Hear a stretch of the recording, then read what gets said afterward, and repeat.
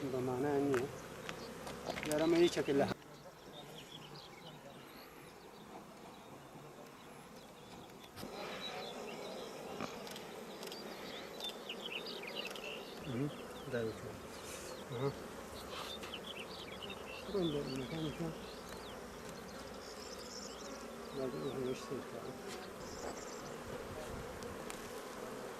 و هەر وەرزێ بۆ خۆی هەنگەوان جۆرە لە جۆرەکانی کارەکەوە هەنگ پێویستی بەوەیە جۆرێکی تایبەت کاری لەگەڵا بکەی.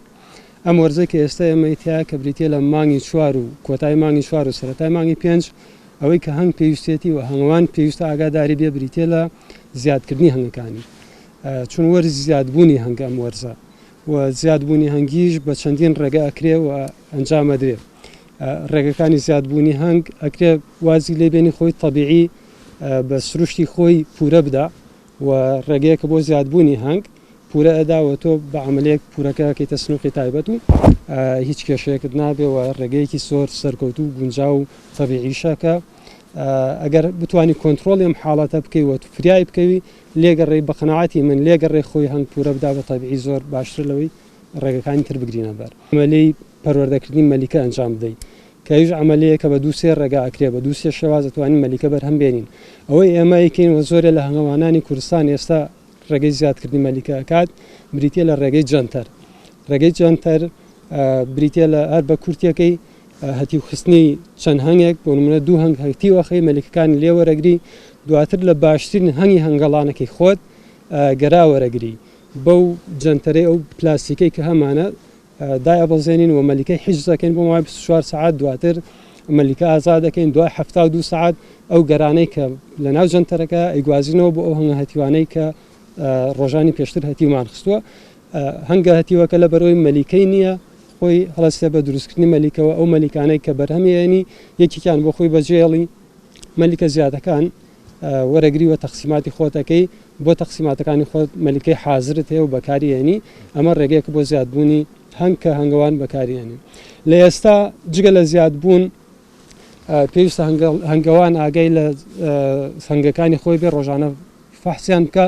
هەنگمان هەیە پێویستی بەوەیە شانی بۆ زیادکەین ئیتاری بۆ دابەزێنین ئەبێ ئاگات لە بەهێزی و لاوازی هەنگەکانت بێ ئەبێ هەنگەکان هەوڵدەی هاوسەنگکەی هاوسەنگکردنی هەنگ بۆ من هەنگم هەیە لاوازە هەنگیشم هەیە بەهێزە لەم بەهێزە ئەتوانم مێش بتەکێنمە ناو هەنگە لاوازەکە ئەوش قوتێ پایاکەوە ئەکەوێتە گەراداران مەلیکە و بەهێزە بێ.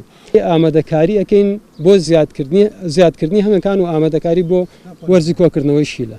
پار 300 هەنگێکم هەبوو وە ڕێژەی هەنگوینی سروشتی ئەو هەنگوینەی کە خەڵک داوایەکەوە بۆ چارەسەر بەکارێنرێ شتێکی وام نەبوو.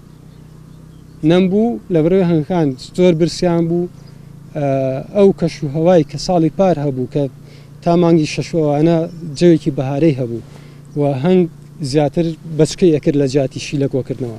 شیلە زۆر کەم بوو هەر 2-3 ڕۆژدارێگەر ئاگادار بن بارانێکە باری ئەو شیلەی کە پێگەیشت بوو شیلە لە ئەنجامی گەرماک پیابێ شیلە لە گوڵ تا گەرم نەکا دروست نابێت کە گەرمی کردەوە 2 ڕۆژدارێ بارانێک باری ئەو شیلە ئەشۆرێ و هەنگی ژوای ئەزانی هەر بەهارە هەنی سروشتەکەی سروشتی بەهار بوو مانگی حەوت بوو جەو ئاوا تەبیعی بوو.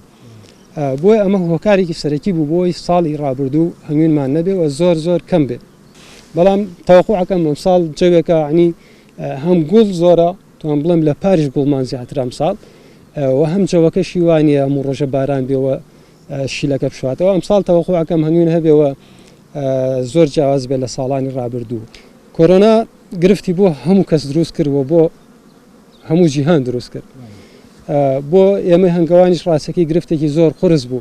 من هەنگەکانم لە گەرمیان بوون ساڵانە گەرمیان و کوێستان بە هەنگەکانمانەکەی من 3 جار هەنگەکانمە گوازمەوە لە مای ساڵەکە ئێستا لێرەن دوای مانگێکە کە شیلە پێگەیشت ئایان بم بۆ شاخ تاوەکو پاییز دووبارەیان هێنمەوە زستانیان بەمەوە بۆ کفری بۆ گەرمیان لە کفری هەنگەکانم بدانێم نزگەی هەفتەیەکە هەنگەکانم لە گەرمیان هێناوەتەوە. ئێمەش ڕاستەکەی کاتی خزمەت و ئاگادار بوون و لەگەڵ هەنگابوون کەوتە کاتێک کە مۆزعی کۆرۆنا هاتە ناوە گرفتی بۆ هەمومان دروست کرد. گەورەترین گرفتی ئێمەش گرفتی هاتوچۆ بوو. گرفتی هاتوچۆ لە پارێزگای هەڵەبجە بۆ کفری کە جاری وای هەبوو 3 ڕۆژ تۆ خەریکی بوو هەتا وەرەقەت بۆ بکرێ ڕێگە پێدانێکت بۆ بکرێ ڕێگە پێدان بۆ 24 ساعت بۆ 48 ساعت ئەگەر بیان کردایە کە ڕۆشت ئەوێ خێرا هەرەوەنە فریاکەوتی سەرێکی هەنگەکان بکەی پەلەپەل و بەجێی بێڵێ هەزارە سەدان گرفتمان هەبوو لە هەنگاکە بێت و چارەسەری بکەین کاتەکە دەرفەتی نەدا ناچار خێرا ڕاتەکرا هاتیتەوە بۆ ئێرەوە هەنگەکان بەجێهێشت